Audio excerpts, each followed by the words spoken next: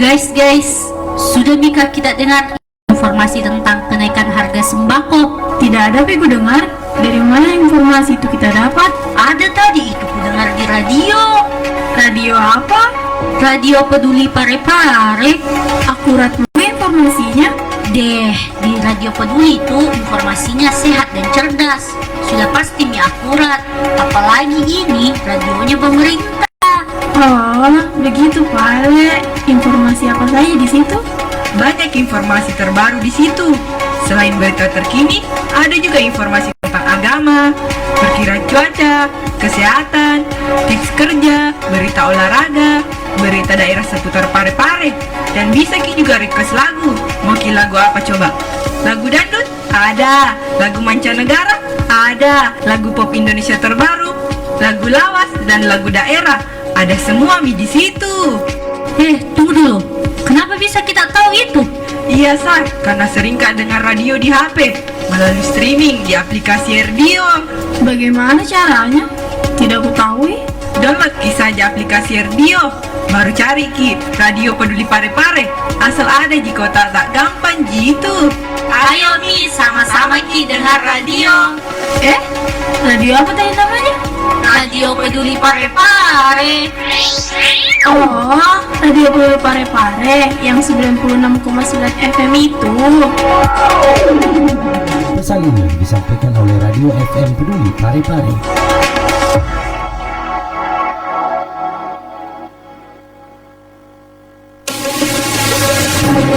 96,9 FM Radio Peduli Pare-Pare. Informasi sehat dan cerdas.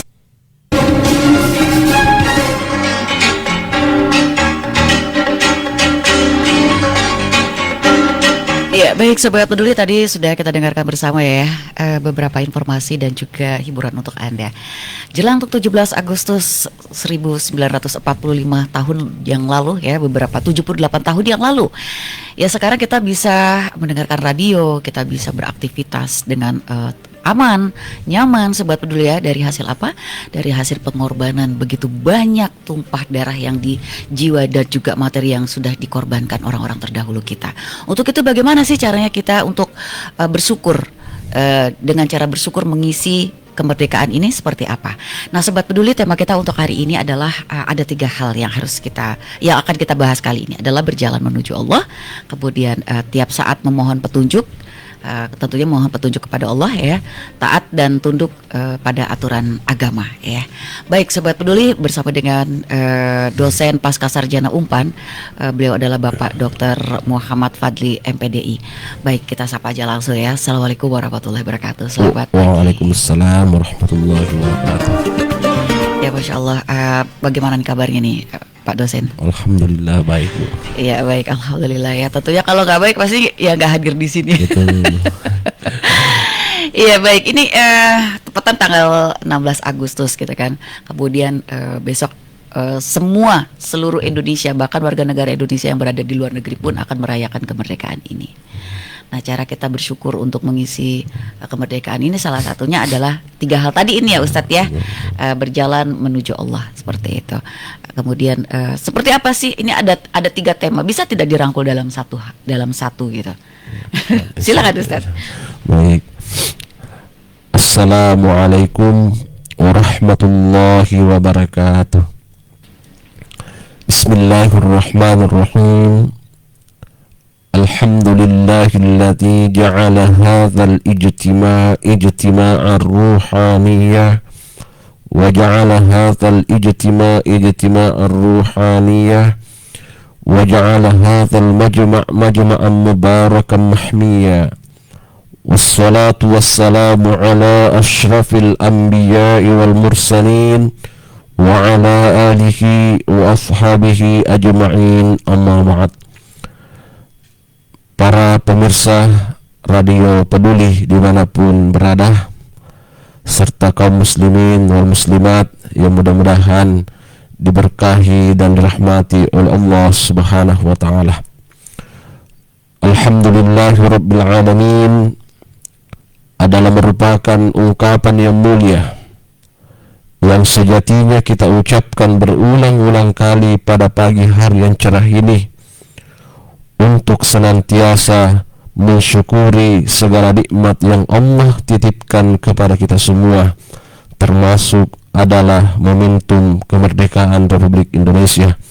Adalah satu nikmat yang sungguh luar biasa yang Allah Subhanahu wa Ta'ala titipkan kepada bangsa Indonesia. Salawat dan salam kepada junjungan baginda Nabi Muhammad sallallahu alaihi wasallam, seorang nabi yang pernah menyampaikan salah satu hadisnya, min husnil islami tarkuhu ma la ya'nihi, indikator baiknya keislaman seseorang adalah meninggalkan hal-hal yang tidak bermanfaat atau tidak berfaedah dalam dirinya. Para pemirsa, pendengar Radio Peduli Kota Parepare yang dimuliakan dan dirahmati oleh Allah Subhanahu wa Ta'ala, tema yang saya ingin sampaikan secara ringkas adalah kandungan Al-Quran Surah Luqman ayat ke-15, yang tadi oleh presenter mencoba untuk menyampaikan poin-poin penting. Salah satunya adalah berjalan menuju Allah Subhanahu wa Ta'ala, kemudian mentaati aturan-aturan agama itu sendiri, di mana Allah Subhanahu wa Ta'ala berfirman dalam Quran surah Luqman ayat 15, Bismillahirrahmanirrahim, wattabi' sabila man anaba ilayya thumma ilayya marji'ukum fa'unabbi'ukum bima kuntum ta'malun. Kalau kita membuka terjemahannya ini ayat dalam Al-Quran, kita dapat menemukan translate-nya sebagai berikut: ikutilah jalan orang-orang yang sedang berjalan menuju saya, kata Allah, dan sayalah sebaik-baik tempat perjalanan atau tempat menuju kepada saya. Sayalah tempat yang terbaik, kata Allah, perjalanan yang terbaik. Lalu kami akan menginformasikan kepada kalian dengan apa-apa yang kalian kerjakan selama ini. Menarik ya, dalam konteks keindonesiaan hari ini ya, dengan usia Republik Indonesia, momentum HUT RI ke-78 ini, kita kaitkan secara kontekstualnya dengan ayat yang tadi saya sebutkan sebagai tema sentral pada pagi hari ini, adalah bagaimana kita kembali mengenali jati diri kita sebagai seorang manusia, terutama kita sebagai penganut ajaran agama Islam, terutama juga sebagai bangsa Indonesia yang punya ideologi, punya pemahaman, apalagi kita berdasar pada nilai-nilai Pancasilais. Nah, saya teringat dengan satu hadis Rasulullah Shallallahu Alaihi Wasallam. Rasulullah bersabda, ad-dinun nasihah, agama itu adalah nasihat ya. Sementara menurut Profesor Dr. Syamsuddin Darussalam ya, beliau adalah Wakil Rektor dari UIN Alauddin, Profesor Darussalam ya. Beliau mengatakan bahwa nasihat itu sebenarnya hakikatnya ada dua. Yang pertama adalah nasihat masmu'iyah ya, nasihat berupa ceramah, berupa dialog, berupa pembicaraan yang mengandung unsur nasihat itu sendiri. Jadi contohnya seorang guru menasihati muridnya melalui beberapa bimbingan-bimbingan yang ada. Seorang ustadz yang berceramah di masjid, seorang dosen yang menyampaikan materinya melalui narasumber melalui workshop atau seminar-seminar ilmiah di kampus, itu nasihat berupa masmu'iyah.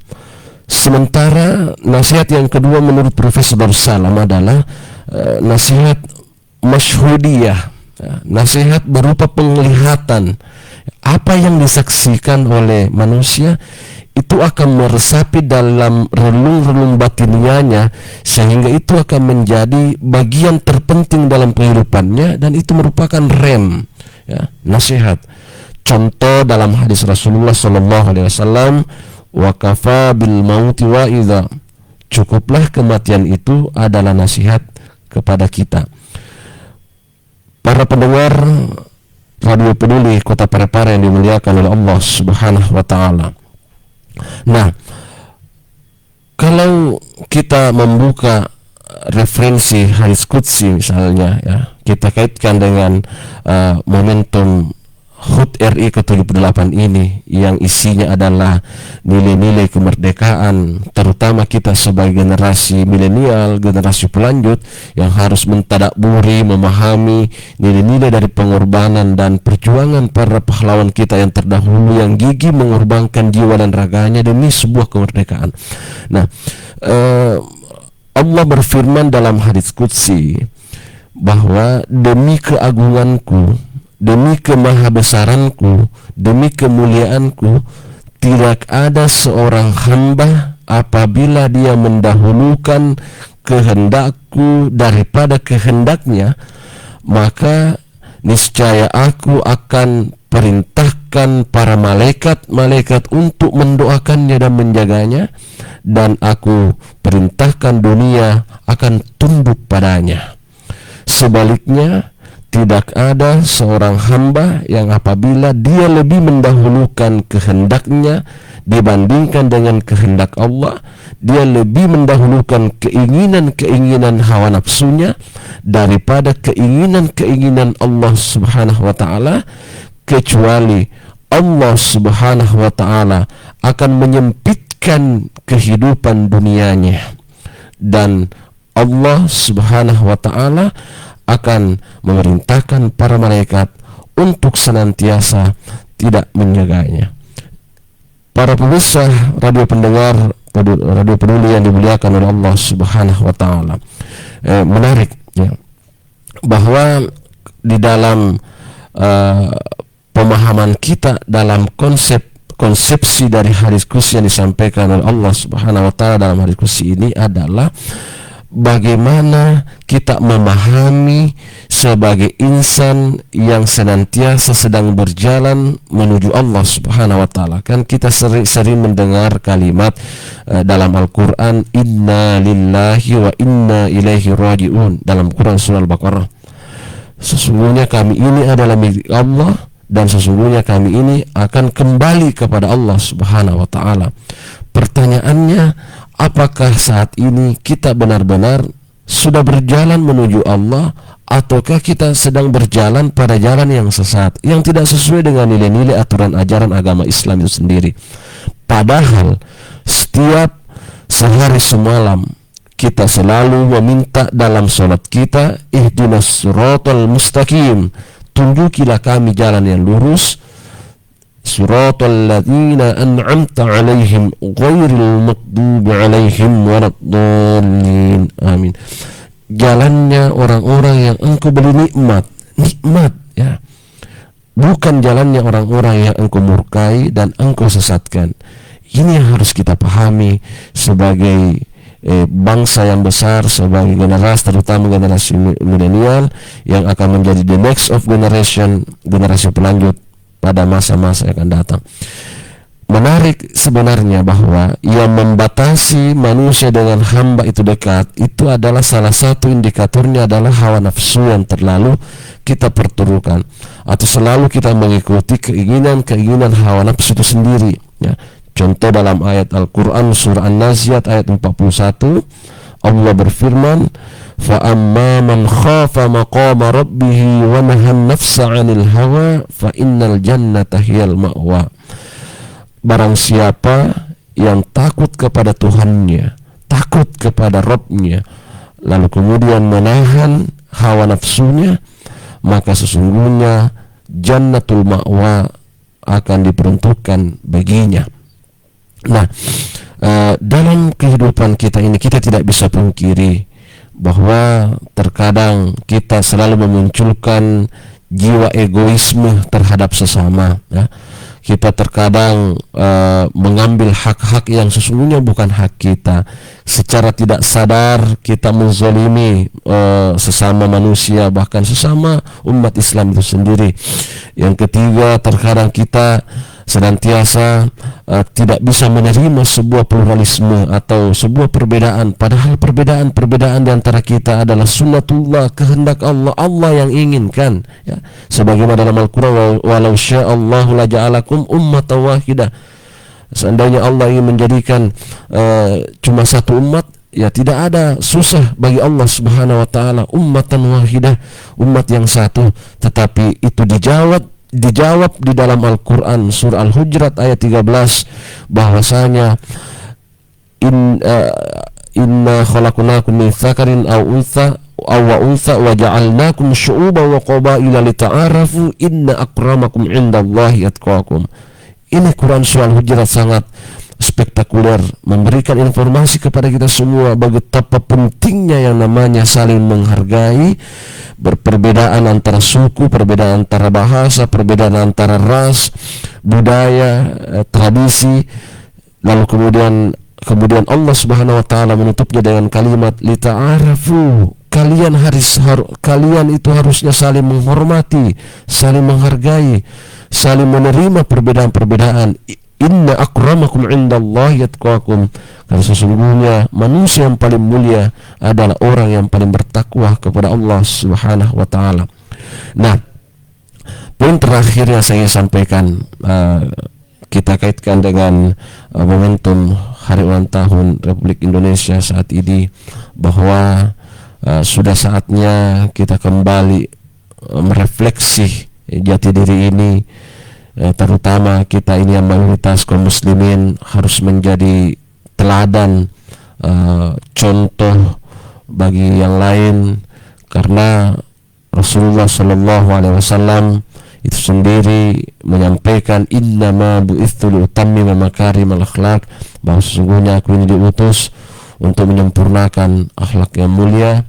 Lalu kemudian Allah Subhanahu wa taala menegaskan dalam ayat Al-Qur'an, laqad kana lakum fi rasulillahi uswatun hasanah, sungguh ada pada diri Rasulullah adalah contoh yang terbaik. Saya menutup dengan sebuah kisah inspiratif dari seorang Sayyidina Ali Zainal Abidin bin Ali bin Husain bin Ali bin Abu Talib bin Abdul Muttalib. Itu nasab dari Rasulullah sallallahu alaihi wasallam.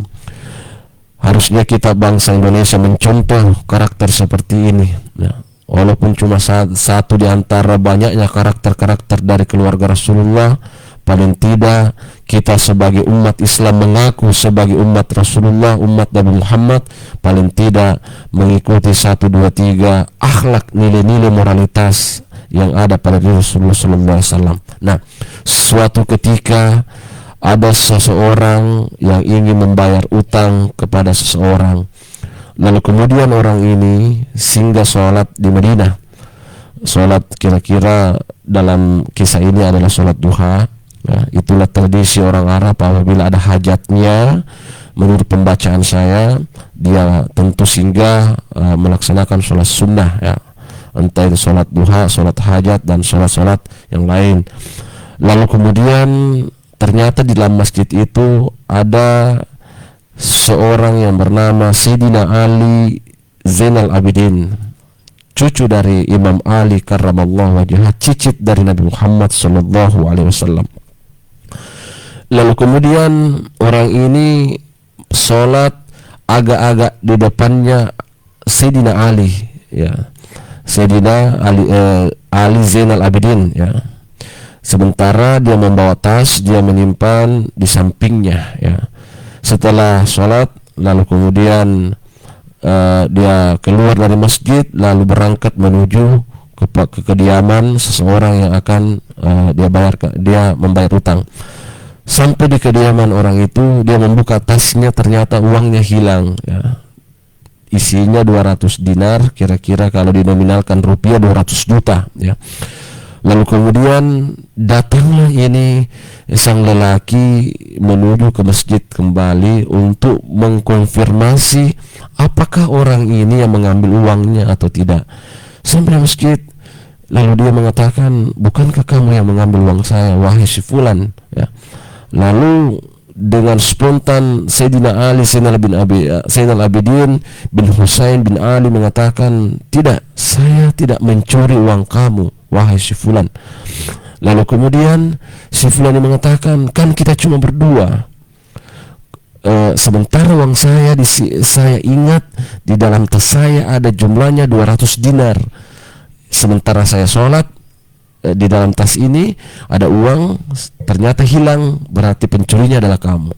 Berteriaklah si lelaki ini. Lalu kemudian Ali Zainal Abidin mengatakan, sudah, tidak usah berteriak, saya yang ambil uang kamu ada di rumah. Ayo kita ke rumah, nanti orang dengar kalau saya pencuri, aib saya akan terbuka nanti. Ini pengakuan Ali Zainal Abidin. Sampai di rumahnya, Sayyidina Ali Zainal Abidin memberikan uang 200 dinar. Lalu kemudian si laki-laki ini mengatakan, lain kali Pak, jangan mengulangi perbuatannya seperti ini memalukan bagi kamu dan keluarga kamu. Tersenyumlah Sayyidina Ali Zainal Abidin ini setelah kembali keluar dari rumahnya ini. Si laki-laki, dia bayar utang. Setelah itu kembali ke rumah. Istrinya bertanya, Pak, kamu dari mana? Lalu kemudian laki-laki ini menjawab, saya dari bayar utang. Istrinya mengatakan, uang dari mana? Uang saya, tentunya uang saya. Jangan mimpi Pak, uang kamu yang 200 dinar itu kamu lupa di dalam kamar. Serius, kata si fulan ini. Lalu spontan dalam pikirannya laki-laki menuduh Ali Zainal Abidin pencuri, mengatakan, subhanallah, yang tadi saya tuduh sebagai pencuri, dia manusia apa malaikat? Subhanallah. Dia tidak membalas dengan cacian, dia tidak membalas dengan cemoohan, dia tidak membalas dengan kalimat-kalimat yang kasar. Luar biasa. Laki-laki ini kemudian keluar rumahnya, lari spontan mendatangi kediaman Sayyidina Ali Zainal Abidin. Subhanallah. Lalu kemudian dia mengatakan, oh si fulan, saya minta maaf, ternyata aku menuduh kamu sebagai pencuri, ternyata aku khilaf. Apa jawaban Ali Zainal Abidin? Saya maafkan perbuatan saudara, saya ikhlas, karena tentunya saya memahami, karena saya bukanlah seorang pencuri, tapi karena kamu ngotot ingin selalu menuduh saya sebagai pencuri, maka saya memberikan uang itu dengan ikhlas. Apa yang bisa ditarik sebagai konklusi dari kisah yang inspiratif ini, bahwa kita sebagai bangsa yang besar ini jangan mudah untuk zuuzon kepada setiap manusia, terutama sebagai saudara semuslim, saudara senegara, saudara sebangsa. Walaupun mungkin kita beda agama, tapi hidup berdampingan dengan toleransi. Jangan ada kecurigaan di antara kita, karena ini bisa menimbulkan ketidakpercayaan rakyat kepada bangsanya itu sendiri. Kapan bangsa rakyat tidak percaya pada bangsanya, maka alamat akan runtuhnya sebuah peradaban yang pernah dibangun oleh pandang padar kita para terdahulu. Para pendiri bangsa ini sangat berharap bagaimana Indonesia bisa maju dan berkembang dengan lahirnya generasi-generasi yang tadi yang saya katakan dalam Quran surah Luqman ayat 30, wattabi' sabila man anaba ilayya tsumma ilayya marji'ukum. Itu perintah agama, ikutilah jalannya orang-orang yang lurus akalnya, lurus hatinya, lurus ucapannya, dan segala-galanya itu ditingkatkan dengan nilai-nilai integritas dan nilai-nilai kejujuran dalam hidupnya. Terakhir hadis Rasulullah sallallahu alaihi wasallam, alaikum bisidqi, hendaklah kalian jujur, fa inna sidqa yahdi ilal birri, bahwa sesungguhnya jujur itu akan menuntun kita kepada kebaikan-kebaikan yang ada.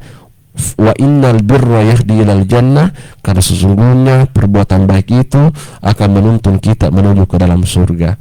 Sekira itu yang sempat sampaikan pada pagi hari ini. Mudah-mudahan kita bisa sharing, ada dialog-dialog interaktif yang bagi pemirsa yang ingin mengkonfirmasi dari apa yang saya sampaikan tadi. Sekian, assalamualaikum warahmatullahi wabarakatuh. Waalaikumsalam warahmatullahi wabarakatuh. Ya, itu tadi memang penjabaran yang luar biasa menurut saya ya. Bagaimana mengisi kemerdekaan, mempertahankannya, semuanya komplit menurut saya di situ. Berjalan menuju Allah dan lain sebagainya. Bagaimana kita saling menghormati. Perbedaan itu ada, tetapi sesungguhnya tidak ada perbedaan. Dengan perbedaan itu kita menjadi satu, seperti itu. Karena Allah kan maha kreatif. Tentu ada perbedaan seperti itu, Ustaz. Nah, tapi bagaimana kita menyikapi dari perbedaan itu menjadi tidak ada perbedaan, seperti itu. Perbedaan itu ciptaannya, Ustaz. Betul. Satunya harusnya satu tetap satu tujuannya itu apa? Yaitu tadi tidak diutus seorang Muhammad hanya untuk memperbaiki, menyempurnakan akhlak, seperti itu. Sobat Peduli, ada 0811459969 bersama dengan Ustadz Dr. Muhammad Fadli MPDI. Beliau adalah dosen dari Pascasarjana Unpar Kota Parepare. Dan tema kita adalah berjalan menuju Allah, dan kemudian tiap saat memohon petunjuk kepada Allah, saat taat dan tunduk pada aturan agama, seperti itu. Nah, Ustadz, ini sambil kita menunggu penelpon ya untuk hari ini. Nah, saya nggak tahu nih apa yang mau saya pertanyakan gitu kan. Kenapa? Karena memang semua ada di situ gitu kan. Jadi memang perlu ditanamkan kepada generasi bagaimana mencintai tanah air ini, bagaimana bersyukur itu, seperti itu. Nah, berkenaan dengan tadi ini, orang-orang yang bersyukur itu seperti apa sih? Maksudnya kan berjalan menuju Allah salah satunya adalah dengan cara bersyukur dulu. Umumnya orang-orang yang bersyukur itu Allah senang, maka nikmatnya akan diberi, seperti itu. Kemudian orang-orang yang tidak marah, maksudnya orang yang sabar, karena sesungguhnya orang sabar itu bersama dengan Allah, seperti itu kan. Nah, ini menuju ke Allah semua. Nah, dalam mengisi kemerdekaan ini semua orang tahu nih, Ustadz, gitu. Semua orang tahu hal-hal ini. Nah, untuk mengaplikasikannya itu kepada generasi dan pada individu masing-masing itu gimana nih, Ustadz nih? Baik. Di dalam Al-Quran surah Ibrahim ayat 7 ya, kalau saya tidak salah ingat, la in syakartum la azidannakum wa la in kafartum inna azabi lasyadid. Jika kalian mensyukuri nikmatku, maka aku akan tambahkan, dan jika kalian kufur, maka sesungguhnya azabku amatlah pedih. Perlu kita ketahui bahwa di sini ayat ini sangat menarik. Kita telaah bahwa apa yang Allah tambahkan kepada kita ya, kalau kita bersyukur. Ternyata kalau kita kadang mendengarkan kajian-kajian atau ceramah-ceramah, kadang mubalik kita menyampaikan bahwa jika kalian mensyukuri nikmatku, aku tambahkan rezeki kalian.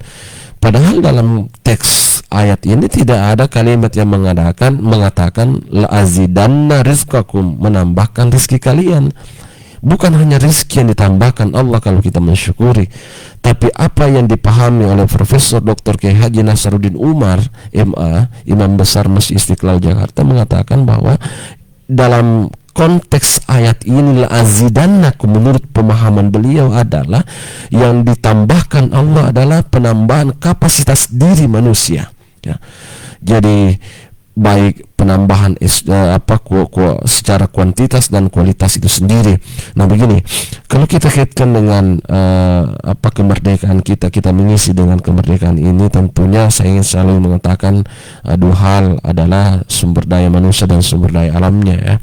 Jadi ada stigma yang sering muncul di masyarakat bahwa buat apa kita sekolah tinggi-tinggi, kan ujung-ujungnya juga cari uang ya, bekerja. Kalau kita juga mau menarik kepada fakta sosial bahwa kadangkala yang ilmuwan ini tidak terlalu dihargai dibandingkan dengan orang-orang yang mungkin mobilnya Pajero, mobilnya mewah dan kemewahannya, sekalipun mungkin seorang akademisi naik motor ke pesta, tapi itu penghargaannya kurang di masyarakat. Padahal ayat Al-Quran sudah mengatakan yarfa'illahu alladzina amanu minkum walladzina utul ilma darajat, bahwa Allah mengangkat derajat orang-orang beriman dan orang-orang yang menuntut ilmu pengetahuan. Nah, saya mengajak kepada seluruh bangsa Indonesia, terutama rakyat Indonesia, generasi muda, bahwa mari kita meningkatkan kapasitas diri kita dengan banyak menuntut ilmu pengetahuan. Utlubul ilma minal mahdi ilal lahdi, tuntutlah ilmu dari ayunan sampai yang lahat, atau long life education atau pendidikan sepanjang hayat atau sepanjang hidup. Itu yang poin yang pertama, bahwa kita bersyukur kita hidup di bangsa ini dengan mayoritas umat muslim, kita hidup berdampingan dengan agama lain, kita punya hak-hak asasi, kita punya hak kebebasan, kemudian kita bisa menikmati indahnya alam panorama Indonesia dengan begitu indah, mulai dari Sabang sampai Merauke. Kita bisa menikmati berbagai macam tumbuh-tumbuhan yang ada. Itu salah satu bentuk dari nilai kreativitas dari sumber daya manusia yang ada.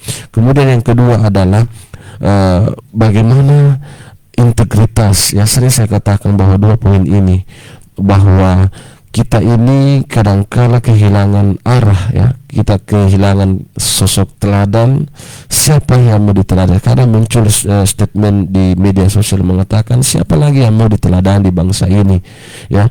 Bahkan kita hampir krisis tokoh yang bisa diteladani, yang satunya kata dan satu perbuatan, yang simetris antara nilai-nilai ucapannya dengan nilai perbuatannya, atau dalam bahasa Bugis taro ada taro gau, yang dalam bahasa akademisinya adalah memiliki nilai integritas yang tinggi. Jadi 2 poin ini bagi saya adalah peningkatan kapasitas SDM, dan yang kedua adalah itu tadi SDM kita dengan cara menuntut ilmu setinggi-tingginya, kita belajar, kita banyak membaca karena perintah Al-Quran Iqra. Kemudian yang kedua adalah bagaimana menumbuhkan nilai-nilai integritas dalam diri manusia. Saya kira itu bagi saya. Ya, seperti dia Sobat Peduli ya, bagaimana kita bersyukur, dan tadi dijabarkan oleh Ustadz Dr. Muhammad Fadli MPDI, dan bagaimana cara bersyukur di mengisi kemerdekaan ya. Dan saya terima dulu penelpon untuk kali ini ya. Ya, halo, assalamualaikum, selamat pagi, apa kabar Pare-Pare? Waalaikumsalam warahmatullahi wabarakatuh. Selamat pagi Pare-Pare. Selamat pagi. Apa ya? Baik. Apa nih Raisa? Ya, kabarnya baik, alhamdulillah. Silakan, ada Ustadz Dr. Muhammad Fadli. Kita bersyukur hari ini banyak acara kabar Pare-Pare bisa ada sumber yang mana topiknya adalah tausiah dari Islam luar biasa ini menyangkut hubungannya dengan Republik Indonesia ya. Iya. Tentu kita sangat bersyukur kepada Allah Subhanahu Wa Taala karena nikmat kita bisa mendengar di hari ini, dan sehat juga ini Pak Ustaz, kita akan bergeser kita mengawal acara kita ini. Iya. Assalamualaikum Pak Ustaz. Waalaikumsalam Pak. Apa kabar? Alhamdulillah. Tanggal 5 ini Pak. Lagi di pasar lah kesini, tunggu rezeki ini. Hampir dengar Pak Ustaz Dr. Muhammad Fadli ya. Jadi ini senantiasa setia kan untuk merealisasikan undangan dari pemimpin tadi oleh Pak Ustaz. Alhamdulillah Pak Ustaz. Untuk dari awal kita menyimak pemaparan kita, sungguh sangat luar biasa. Bahwa menjadi warga kota Pare-Pare, kita terpanggil dengan momen-momen 17 Agustus penyambutan kemerdekaan Republik Indonesia yang ke-78. Begitu dewasa ini, seperti itu. Di mana kita punya hidup di Pare-Pare ini sangat pluralisme Pak Ustaz ya. Untuk toleransi sangat kita butuhkan untuk hidup berdampingan di tengah adanya perbedaan dan fenomena dan dilema yang ada sekarang ini. Tentu berkaitan dengan tema tadi yang hubungannya dengan kemerdekaan Republik Indonesia. Kami terpanggil untuk bertanya ini. Bisa Pak Ustaz? Iya Pak. Iya, silakan. Ya, jadi begini Pak Ustaz. Untuk kalau kita melihat dilema dan fenomena yang kita istilahkan di ini, bahwa hidup berbangsa dan bernegara kita dituntut untuk menjadi bagaimana menjadi warga negara yang baik di bangsa kita sendiri dan mensyukuri nikmat Allah Subhanahu Wa Taala, di mana perjuangan para pendahulu kita telah mampu merebut kemerdekaan dari penjajah. sehingga sampai sekarang detik ini kita nikmati itu. Alhamdulillah. Namun dilema yang saya maksud adalah ada istilah sebuah lirik tadi, sudah tahu jalannya licin, mengapa engkau masih takut? Nah ini terus Anda berbondong-bondong dari ilmu pendidikan, menempah diri menjadi gelar-gelar terbaik, baik menjadi pemimpin dipercayakan oleh masyarakat. Kok juga masih banyak yang antri di KPK ini Pak Ustaz? Ada ini sudah tahu kau jalannya ini, kenapa pakai syafaat? Sudah tahu bukan hak Anda, kenapa kau masih ambil itu? Seperti itu, sehingga timbullah pernyataan tadi bahwa di dalam milenial siapa lagi yang harus diteladani? Kita ini masyarakat mau dipimpin, mempercayakan suatu bangsa ini kepada mereka. Pembangunan di sana sini, pengangguran kiri kanan, ekonomi yang tidak menentu, inflasi terjadi. Ini membuat kita kok rela juga ambil bukan haknya. Bagaimana Pak ini pandangan kita melihat di tengah-tengah maraknya fenomena dilema yang ada di bangsa kita sendiri, dan justru membutuhkan suatu kerjasama yang baik, pemahaman yang baik, kedewasaan yang baik dalam mensyukuri nikmat-nikmat Allah Subhanahu wa Ta'ala. Itu sementara itu barangkali yang saya bisa tanyakan Pak Tas. Salam dari teman-teman di Pasar Semi Modern Lakas ini yang lagi tongkrongin di Pasar. Salam. Lagi sangat luar biasa.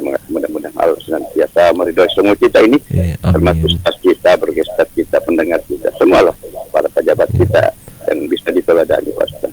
Assalamualaikum warahmatullahi wabarakatuh. Waalaikumsalam warahmatullahi wabarakatuh. Ya silakan Ustaz. Baik, salam untuk penanya, sangat luar biasa pertanyaannya. Jadi fenomena di masyarakat ya, khususnya secara menyeluruh ya, kita melihat data fakta yang ada di lapangan bahwa kenapa yang kebanyakan yang melakukan tindakan-tindakan melanggar hukum ya, taruhlah kita mengatakan korupsi ya, mengambil yang bukan haknya. Sebenarnya secara teori ya, semakin tinggi jenjang pendidikan seseorang, maka semakin bijaklah dia dalam bertindak. Tetapi ternyata pada data fakta yang ada, hampir di segala lini kita menemukan orang-orang yang OTT ya, orang yang tertangkap tangan oleh Komisi Pemberantasan Korupsi. Nah, ini satu hal yang sangat membuat kita miris sebenarnya ya, terutama kami yang masih muda, rentang antara usia 25 sampai di usia 39 itu adalah mereka-mereka yang mempersiapkan dirinya akan the next of generation, akan mengganti posisi-posisi para leader-leader kita yang akan datang. Nah, saya ingin menyampaikan satu kisah dari Umar bin Abdul Aziz ya. Harusnya kita menjadikan beliau juga adalah seorang teladan yang terbaik ketika Amirul Mukminin Umar bin Abdul Aziz ya sebagai khalifah pada masanya. Nah, dia kedatangan tamu. Tiba-tiba Umar bin Abdul Aziz bertanya, karena pada waktu itu malam hari, dia bertanya, apa yang engkau ingin bicarakan? Apakah persoalan kenegaraan, pemerintahan, atau persoalan pribadi? Kalau persoalan kenegaraan atau persoalan pemerintahan, maka obor ini dinyalakan kan, pakai obor. Tidak ada listrik pada masa itu, hanya ada obor dan minyak. Kalau persoalan pribadi, kita matikan ini obor. Nah, luar biasa ya bagi saya. Ini pemimpin yang sangat luar biasa yang patut kita teladani. Dia tidak mencampur baukan antara persoalan personal dengan persoalan profesinya ya. Nah, saya mendengar cerita dari Profesor Dr. Baharudin Lopa ya, ketika dia menjabat sebagai jaksa tinggi ya, Sulawesi Selatan, Kejaksaan Negeri Kota Makassar kalau saya tidak salah pada waktu itu, cerita istrinya yang kembali ke Polewali ya, pada saat itu belum jadi Sulawesi Barat ya, masih Sulawesi Selatan ya. Ternyata dia memakai mobil dinas ya. Tiba-tiba Pak Prof Barilopa menyuruh ajudannya untuk mengejar mobil istrinya ini untuk mengembalikan mobil itu, dan menyuruh istrinya untuk naik mobil sewa saja ke. Nah, bagi saya sebagai bangsa yang besar ini ya, kita butuh sosok orang yang bisa mencerahkan ya, bisa menjadi teladan ya. Lagi-lagi saya katakan bahwa Quran surah Luqman ayat 15 ini adalah inspirasi kita saat ini, Pak. Karena jangankan ini ya, jangan sampai kita kehilangan arah, kehilangan kendali, kehilangan kontrol, sehingga yang terjadi adalah bangsa Indonesia tidak percaya sendiri pada bangsanya, sehingga terjadilah nanti anarkisme, radikalisme, dan hedonisme dan lain sebagainya. Ini yang kita tidak harapkan di masa-masa akan datang. Apalagi Indonesia akan menghadapi 2045 adalah masa keemasan di 100 tahun Indonesia akan datang, luar biasa. Kita dan apalagi kita kaitkan dengan hadis Rasulullah SAW bahwa setiap 100 tahun itu akan lahir mujaddid dalam Islam, adalah pembaharu dalam Islam. Kita kenal pembaharu itu salah satunya adalah Kiai Haji Ahmad Dahlan, pendiri Muhammadiyah, Kiai Haji Hashim Asy'ari, pendiri Nahdlatul Ulama. Itu mereka hebat di masanya. Mereka adalah sosok-sosok yang dianggap sebagai pahlawan nasional. Mereka yang gigih mempertahankan bangsa ini melalui pendidikan, sosial kebudayaan, dan dakwah itu sendiri. Saya membaca autobiografi kedua sosok ini sangat luar biasa. Kita juga patut untuk mencontohnya. Bahwa menarik ada pernyataan bahwa apa yang bisa kita berikan pada bangsa ini. Ya, jangan sampai kita ini hanya menikmati, bangga pada masa lalu para pendahulu kita sebagai seorang pejuang, tetapi kita rapuh pada zaman ini. Mesti kita harus kuat dan bangkit kembali. Terutama saya katakan tadi, karakter moralitas bangsa ini, bagaimana bisa mengedukasi hawa nafsunya dari segala keinginan-keinginan yang bisa menggelincirkan kehidupannya. Ingat, ada satu makhluk yang Allah ciptakan, tugasnya cuma satu, adalah menggelincirkan manusia melalui bisikan-bisikan. Dan Allah pun mengatakan, wala tattabi'u khutuwatis syaitan innahu lakum aduwwun mubin. Janganlah kalian mengikuti langkah-langkahnya syaitan, karena sesungguhnya syaitan itu adalah musuh yang nyata bagimu. Ingat, sekali lagi saya katakan, pernyataan Profesor Darussalam mengatakan ada 3 elemen atau item yang membuat orang bisa tertipu daya oleh iblis atau setan dan sendiri. Yang pertama adalah kuatun bahimiyah, dorongan sifat kebinatangan dalam diri manusia. Jadi tidak salah Allah menggambarkan, menjustifikasi manusia ulaika kal an'am, bahwa mereka itu seperti binatang. Siapa itu mereka dalam kalimat ulaika? Manusia. Karena ternyata data fakta yang ada, memang ada manusia yang bersifat seperti binatang, yang tidak lagi memperhatikan nilai-nilai norma yang ada dalam tatanan sosial masyarakat, sehingga ya tidak bebas nilai lah ya istilahnya. Yang kedua adalah kuwatun sobaiyah, adalah dorongan untuk menguasai orang lain. Selesailah bangsa ini. Dulu sebelum berdirinya Republik Indonesia, dulu ada sistem namanya sistem kerajaan ya. Istilahnya masing-masing berdiri raja-raja yang ada memimpin yang ada ya. Sekarang sudah tidak ada lagi sistem kerajaan itu sendiri. Yang ada adalah negara kesatuan Republik Indonesia. Kita kembali pada 4 pilar ini, Pancasila, NKRI, Undang-Undang, dan Bhinneka Tunggal Ika itu sendiri. Jiwa nasionalisme, patriotisme yang harus kita munculkan, kita bangkitkan. Kita belajar dari Dr. Sutomo, pendiri organisasi Budi Utomo, ketika kemudian dia menghadap kepada Kiai Hasyim Asy'ari, pendiri Nahdlatul Ulama, dia mengatakan bahwa besok tentara-tentara Inggris akan menyerang kita. Lalu kemudian apa yang disampaikan oleh Kiai Hasyim Asy'ari sebagai ulama pada saat itu, dia mengatakan hubbul watan minal iman, cinta tanah air adalah bagian daripada iman. Cuma kadang saya dengar banyak juga mubalik yang menyampaikan ini hadis, padahal bukan hadis. Ini hanya pernyataan, ungkapan dari Kiai Haji Hasyim Asy'ari bahwa hubbul watan minal iman, bahwa cinta tanah air, bela tanah air itu adalah bagian daripada iman itu sendiri. Saya kira itu yang sempat saya sampaikan dari pertanyaan Bapak tadi. Ya baik, demikian tadi ya. Mudah-mudahan apa yang disampaikan oleh Ustadz ini ya bisa menjadi satu jawaban yang dicari selama ini. Dan itu juga menurut saya menjadi satu edukasi pencerah untuk kita hari ini. Dan Sobat Peduli, cinta tanah air itu memang perlu. Kenapa? Karena kita terbuat dari tanah dan juga air. Jadi seperti itu ya Sobat Peduli. Nah, saya tadi tergelitik dengan satu bahasa termotivasi bahwa janganlah kita bangga membesar-besarkan perjuangan orang terdahulu. Itu orang terdahulu. Lalu apa yang kamu lakukan saat ini? Kan seperti itu kan. Jadi ada sebuah lagu, Ustadz, nenek moyangku seorang pelaut. Itu nenek moyang, kita sebagai seorang apa sekarang? Kan gitu. Seperti itu. Jadi bagaimana, ayolah kita bangkit, begitu bangkit dalam artian tadi itu ya Ustadz ya, caranya itu bagaimana bangkit berjalan menuju Allah, kemudian tiap saat memohon petunjuk kepada Allah gitu kan, taat dan tunduk pada aturan agama.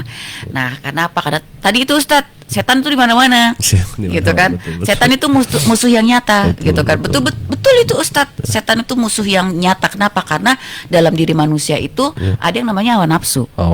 Dan baginda Rasul mengatakan bahwa perang. Betul. Perang yang terbesar adalah hawa nafsu. Nah, hawa nafsu ini Ustadz ini ada yang waswisu fi sudurinasnya, ini yang membisik-bisikkan diri kita, membisikkan pada diri kita sendiri hal-hal yang tidak baik gitu kan Ustadz.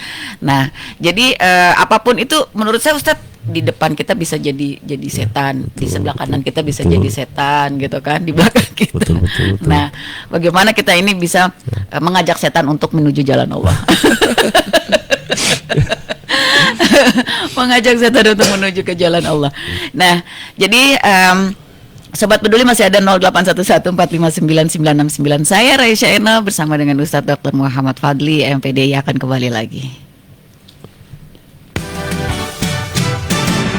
Media berperan penting dalam memberikan informasi, mengangkat headline news dari berbagai media lokal dan nasional, menyuguhkan informasi berimbang, menghimpun komentar dari masyarakat untuk mencari solusi tanpa distorsi.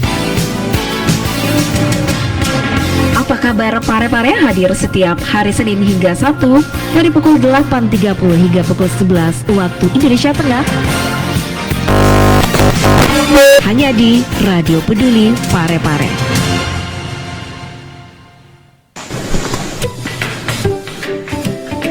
Pak, ini masker tak, ini hand sanitizer tak. Sudah saya siapkan semua ini Bu. Masker, hand sanitizer, juga cadangan masker Bu, supaya tambah sayang Kak. Dan juga karena ku sayang semua Bu. Ku sayang mentong Miki Pak. Wah, ada Mi Pale kita sudah siapkan buat saya. Ayo Mi, terlambat Ki nanti ke kantor.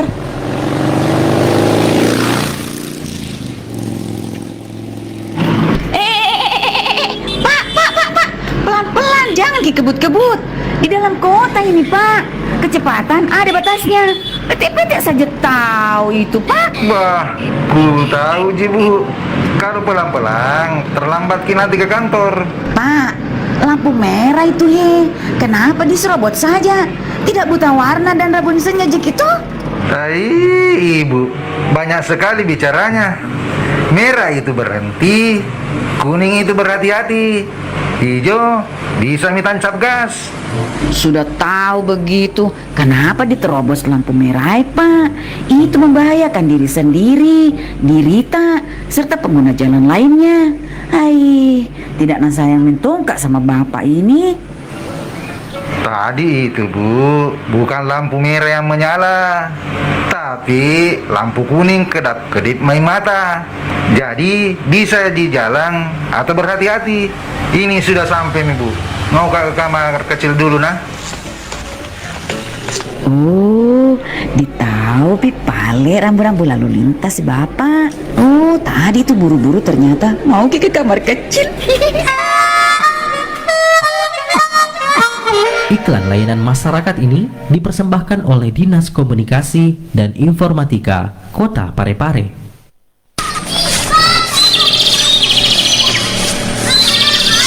Wah, rajinnya tahu Pak Ardi. Oh, Pak Bado, saya lagi membersihkan selokan. Mengapa sih mesti repot-repot, Pak Ardi? Setiap bulan kan kita sudah membayar uang sampah. Jangan begitu, Pak Bado. Kan tidak ada salahnya kalau kita bersihkan selokan di depan rumah kita masing-masing. Alah, kamu jangan so pintar, Adit. Yang penting bagi saya, setiap bulannya saya membayar retribusi sampah. Itu sudah selesai. Assalamualaikum Pak Bado. Oh, waalaikumsalam Pak Lurah. Pak Lurah, saya dengan Pak Ardi ini bincang-bincang tentang kebersihan lingkungan. Soalnya Pak Bado kurang setuju Pak Lurah kalau saya dan warga di sekitar sini menyibukkan diri membersihkan selokan. Katanya kita sudah membayar retribusi kebersihan. Wah, jangan begitu Pak Bado, Pak Ardi. Benar memang kita sudah membayar retribusi sampah per bulan, tetapi harapan pemerintah kota agar masyarakat itu setiap saat bisa melakukan kebersihan. Karena kebersihan ini bukan hanya tanggung jawab pemerintah saja, tetapi semua kita ini masyarakat Kota Parepare bertanggung jawab terhadap kebersihan kota kita. Maafkan saya Pak Lurah. Insya Allah ke depan saya akan berpartisipasi. Saya akan bersama-sama dengan seluruh warga di sini memperhatikan kebersihan lingkungan, Pak. Terima kasih Pak Bado, Pak Ardi. Mudah-mudahan kita bisa melaksanakan semua itu demi terwujudnya Parepare sebagai kota bersih. Pesan ini disampaikan oleh Radio FM Peduli Parepare. Peduli FM.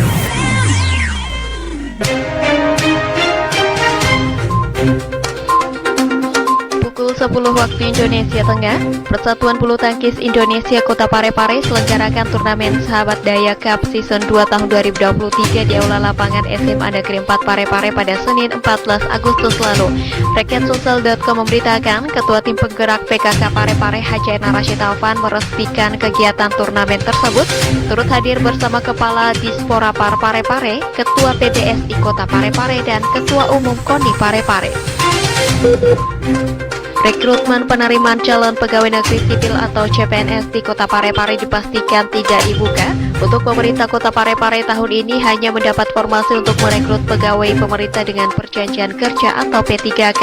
Rakyatsulsel.com memberitakan Kepala Badan Kepegawaian dan Pengembangan SDM Daerah Pemerintah Kota Parepare Adiani Idrus pada Selasa 15 Agustus lalu menjelaskan bahwa hampir setiap kabupaten atau kota tidak mendapat kuota penerimaan CPNS untuk tahun ini kecuali kementerian. Pemerintah kabupaten atau kota termasuk Kota Parepare mendapat kuota 224 khusus untuk P3K. Badan Pengawas Pemilu atau Bawaslu saat ini segera membentuk tim khusus untuk mewaspadai adanya hekar jelang pemilihan legislatif dan pilkada serentak 2024 mendatang. Rakyatsulsel.com memberitakan Komisioner Bawaslu Sulawesi Selatan Saiful Jihad mengatakan jika hal tersebut bukan hanya perhatian Bawaslu di tingkat provinsi maupun kabupaten atau kota, namun juga menjadi perhatian khusus Bawaslu Republik Indonesia. Nantikan lintas berita 1 jam ke depan di 96,9 FM. Saya Sundari Arif. Sobat 96,9 FM 96,9 FM Radio Peduli Parepare. Kita dengarkan kisah dari literasi karya jurnalis, seni komunikasi massa yang memadukan berita dan opini yang unik, menghibur, mengulas mendalam, tidak akan basi dan tetap aktual, menonjolkan sisi lain fakta dalam sebuah peristiwa di keseharian realita hidup. Mau ada apa tadi? Wah, yang ini berapa ini? Kalau ini bungkusnya 5.000 Bu. Oh, 5.000. Oh, iya, terima kasih Pak. Iya. Saya ambil 2 Pak ya. Ikan Pak ini berapa ini Pak? 20.000 Bu. Oh iya, Pak. Oh, bagus ikannya segar-segar. Sobat 96,9 FM Radio Peduli Parepare. Kembali bersama saya Raisya Eno di edisi Pedagang Sayur Keliling. Seperti kita ketahui bahwa kebutuhan sehari-hari yang harus dipenuhi dalam suatu keluarga adalah tanggung jawab kepala keluarga. Kebutuhan sandang, pangan, dan tempat tinggal itu utama dalam satu keluarga. Untuk mencukupi kebutuhan keluarga, banyak cara yang dilakukan, mulai dari bekerja, berdagang, atau usaha-usaha kecil hingga besar lainnya. Adalah Pak Nasrum, pemuda berusia 35 tahun ini, juga sedang berjibaku dengan kondisi perekonomian untuk mencukupi kebutuhan keluarga kecilnya. Bersama seorang istri dan 2 orang anak yang masih berusia 9 dan 7 tahun, hidup di rumah yang sederhana dari hasil cicilan setiap bulannya. Mereka hidup bahagia. Meski Pak Nasrum harus membanting tulang dan memeras keringat untuk mendapatkan hasil yang halal untuk dibawa pulang ke keluarga kecilnya. Tak ada kata gengsi, tak ada kata malu. Meskipun sudah bekerja sebagai pegawai swasta, supir kanvas, Pak Nasrum membagi waktu untuk menjadi pedagang sayur keliling.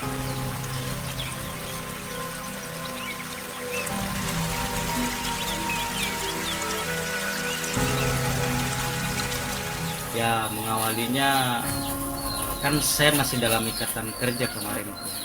Jadi teman yang bantu dari segi gerobaknya, jadi langsung jadi lah bukan dari sini jadi teman. Sudah saya mulai itu, tapi saya masih dalam ikatan ini ceritanya, saya masih izin dulu 3 hari. Oh begitu, berarti ini kerja sampingan, mau beralih profesi dari pekerja menjadi pengusaha kecil seperti itu. Nah ini kayak ikannya, sayur-sayurnya, terus ada kerupuk-kerupuk saya lihat itu ambilnya dari mana? Kalau semuanya dominan ke pasar ini. Pasar ya, pasar mana? Lakesi. Pasar Lakesi ya. Kan otomatis kan dari jam berapa keluar start untuk menjual? Biasa jam 7 Bu. Jam 7 pagi. Karena bungkus-bungkusnya lagi kan, pila-pila dulu bungkus-bungkus satu-satu sayurnya. Kalau 10 item sayur kan kita yang bikin lama biasa. Yang lama itu. Nah itu berangkat jam 7 kemudian mulai pasar kan jam 7. Jam 7 itu keliling ya? Keliling. Di Kota Parepare apa keluar dari Kota Parepare juga kadang-kadang? Kalau saya sendiri Bu ada 2. Kalau setelah jam istirahat begini kan pagi saya tuh start di Parepare dulu. Iya. Ya kalau semampu saya, waktu saya sampai di mana di BTN dulu. Oke, terus itu berarti tidak ada target. Jadi kalau seandainya ikannya sudah laku semua, itu pulang atau saya ada semangat lagi mau jual yang lainnya. Jualan tapi sambil nyisir Bu, maksudnya ngarah ke pulang ke rumah. Oh, mengarah pulang ke rumah. Kan kayak seperti bumbu-bumbu kayak lombok kecil untuk angin nggak rusak gitu. Paling masuk kulkas aja. Jam berapa kira-kira itu Pak? Apanya? Pulangnya ke rumah. Biasa jam 4 paling cepat. Paling cepat jam 4? Iya, paling lambat jam 6. Jam 6 paling lambat itu. Oh begitu ya. Bapak namanya siapa Pak? Nasrum. Jadi kalau saya sendiri Bu kemarin ya banyak saingan, tapi rezeki yang pertama juga kan Tuhan yang atur. Juga kan saya tidak berpikirnya ke situ, saya cari rute yang lebih jauh, mungkin lebih potensial seperti itu ya. Ya. Cukupi perekonomian yang ada di rumah ya. Tercukupi Pak sementara ini? Ya alhamdulillah ya. Selama saya ini jual campur ini alhamdulillah. Seperti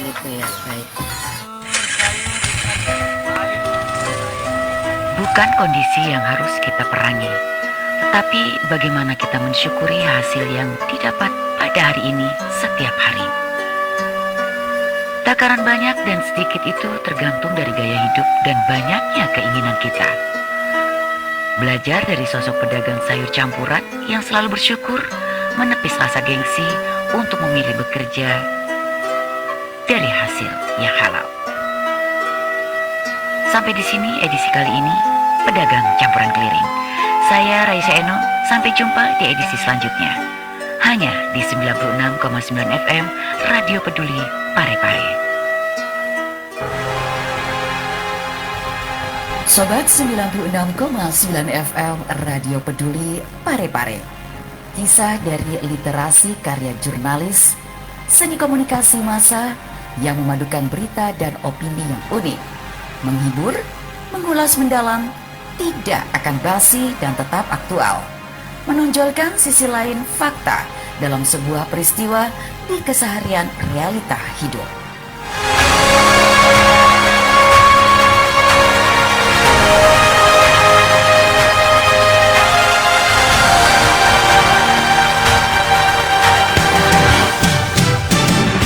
Media berperan penting dalam memberikan informasi, mengangkat headline news dari berbagai media lokal dan nasional, menyuguhkan informasi berimbang, menghimpun komentar dari masyarakat untuk mencari solusi tanpa distorsi.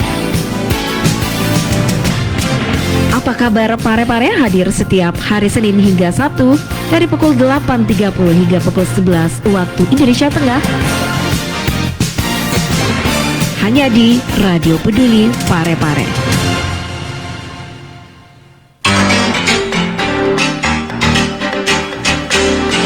Ya baik, masih bersama dengan Ustadz Dr. Muhammad Fadli MPDI. Beliau adalah dosen dari Pasca Sarjana Unpar Sobat Peduli. Dan tema kita 3 hal berjalan menuju Allah, tiap saat memohon petunjuk Allah dan taat juga tunduk pada aturan agama. Tadi banyak sekali penjabarannya ya, saya sampai terpaku-paku. Ya terpaku-paku saya, maksud termangu-mangu maksudnya ya. Baik, Ustadz, ini tadi pertanyaannya sudah terjawabkan. Terima kasih buat Bapak Standar 5 ya. Dan menurut saya memang mengisi kemerdekaan itu seperti itu tadi. Gitu. Apa yang bisa kita berikan kepada bangsa ini? Gitu, karena sebaik-baiknya manusia itu adalah manusia yang paling banyak manfaatnya buat manusia yang lain. Baik, kita terima penelpon lagi yang terakhir ya. Baik, halo, assalamualaikum warahmatullahi wabarakatuh. Halo. Waalaikumsalam warahmatullahi wabarakatuh. Baik, silakan Bapak Ustadz Aliwa. Sepertinya di dunia ini agak setia. Jadi di sini ini mau kembali bergabung ini kita yang sangat luar biasa Pak Mbak Raisa. Bisa. Halo. Iya, masih mendengarkan. Baik. Assalamualaikum Pak Ustaz. Ya, saya dengarkan, simak. Ya, jadi saya kembali Pak Ustaz. Syukur alhamdulillah. Itu hari ini saya terinspirasi dengan Pak Ustaz. Bagaimanapun juga itu untuk merefleksi kemerdekaan Republik Indonesia. Tentunya sadar akan hal ini bahwa mari kita saling bergandeng tangan untuk bangsa kita ke depan menuju era emas ya seperti itu. Yang menarik sekarang pasca ini merefleksi kemerdekaan Republik Indonesia hubungannya dalam hal kuliah kita ini. Kan kita lagi hidup dalam perbedaan-perbedaan yang ada di bangsa kita, di kota kita ini. Dan masa itu hidup berdampingan pasca. Direfleksi kemerdekaan Republik Indonesia. Ada yang digaungkan dengan 4 pilar bangsa itu adalah termasuk di dalamnya adalah Bhinneka Tunggal Ika. Berbeda-beda satu. Apa yang menjadi hal menarik mengingatkan kita sebagai tidak berdampingan tengah-tengah toleransi kita hubungannya dengan kemerdekaan Republik Indonesia ini di dalam menyongsong tahun 2000 sehingga anak-anak zaman milenial kita juga bisa diberikan contoh yang terbaik buat kepada anak-anak kita yang seperti itu Pak. Itu yang saya tanyakan ini Pak.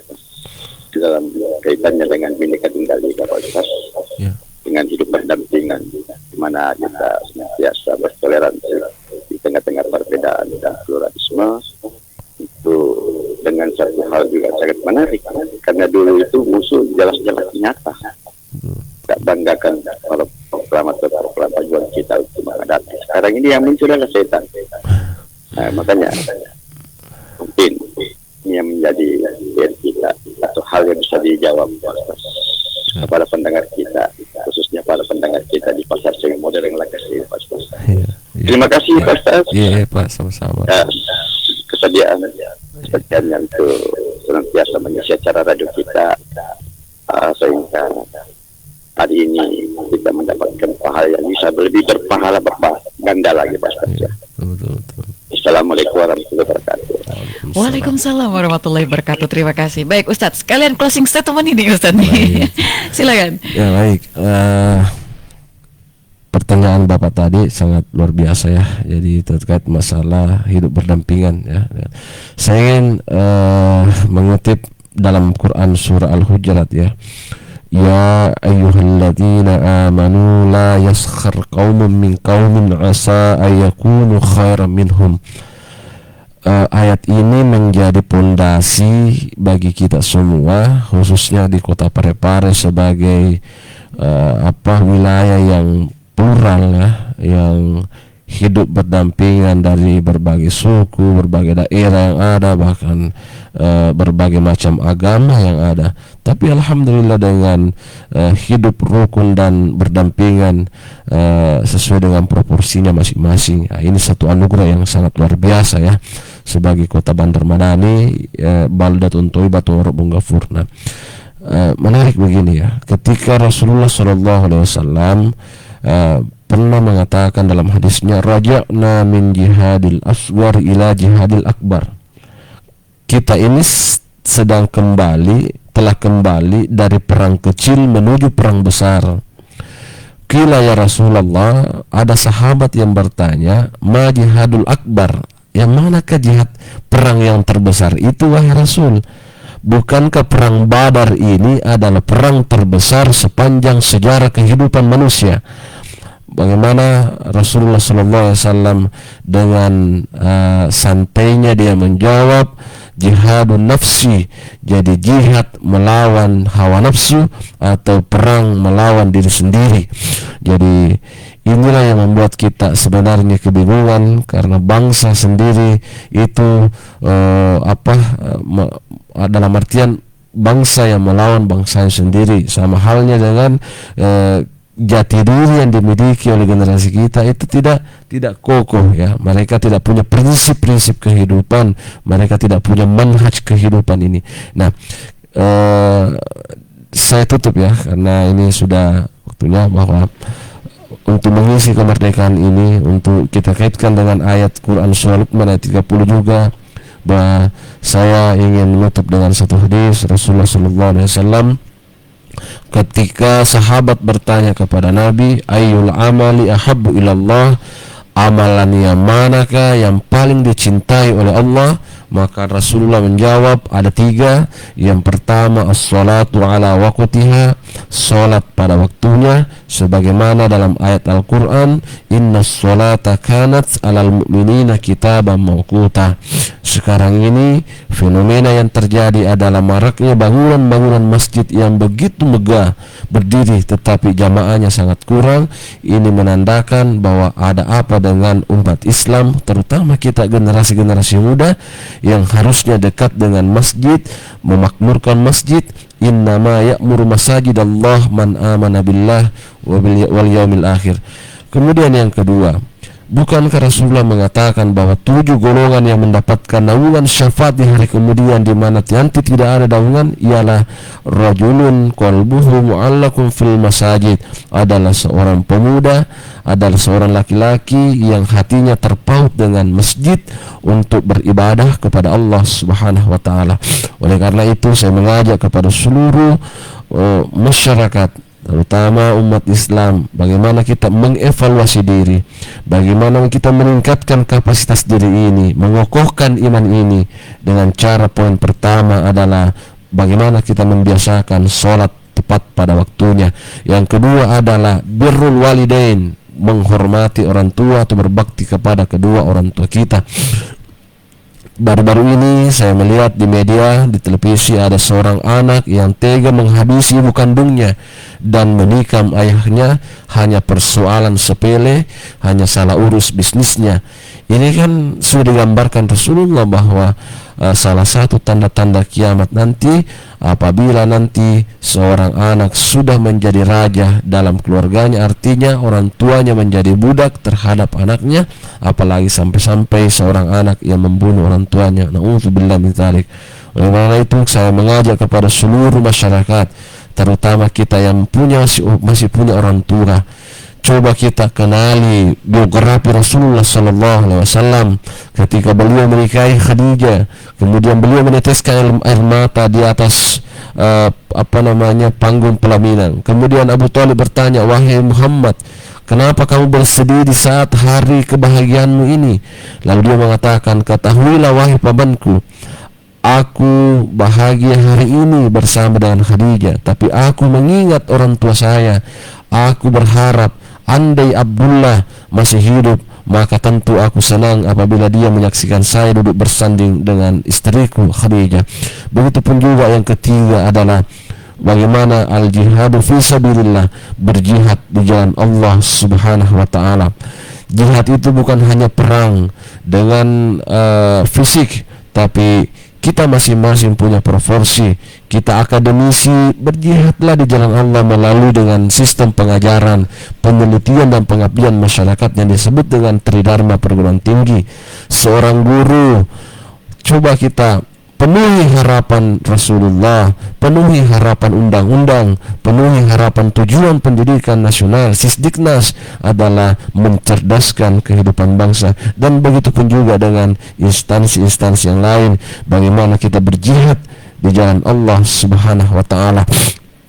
Nah, kemudian yang terakhir bagi saya bahwa di dalam Quran surah Maryam ayat 59 kita diingatkan oleh Allah Subhanahu wa taala bahwa akan datang nanti fakhalafa min ba'dihim khalfun adha'us salata wattaba'u syahawat fasawfa yalqauna ghayya. Kalau kita telah ayat ini, sangat miris hati ini ketika kita melihat kondisi remaja-remaja kita yang mereka yang kehidupan hedonis, mereka yang tidak mau lagi melanjutkan sekolah padahal orang tuanya punya kemampuan ekonomi dan finansial, mereka yang salah bergaul, mereka yang tidak memiliki sebuah prinsip kehidupan. Mari kita telah ayat ini, maka akan datang suatu masa lahirnya generasi-generasi pelanjut berikutnya. Mereka tidak lagi memperhatikan sholat 5 waktunya, mereka berjalan, mereka menuju jalan yang sesat, mereka memperterukan hawa nafsunya, nafsu syahwatnya,